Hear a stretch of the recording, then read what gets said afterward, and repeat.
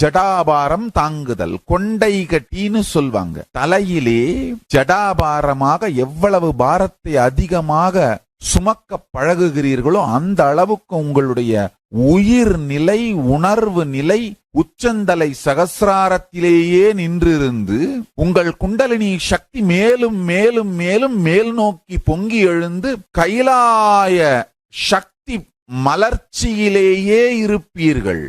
மூலாதாரம், சுவாதிஷ்டானம், மணிப்பூரகம், அநாகதம், விசுக்தி, ஆக்ஞை, சகசிராரம் என்கின்ற சக்கரங்களிலே மேல்நிலை சக்கரங்கள் மேலும் மேலும் உயிர் பெற்று நிகழும். ஞான ரசவாத வாழ்வியல் நுட்பம் தான் ஜடாபாரம் தாங்கிறதுங்கய்யா. இந்த அறிவியலை நமக்கெல்லாம் விழித்துரைத்து விளக்கி உரைத்து ஜடாபாரம் வைத்துக் கொள்ளுகின்ற வரத்தை தாயார் அளித்திருக்கின்றார்.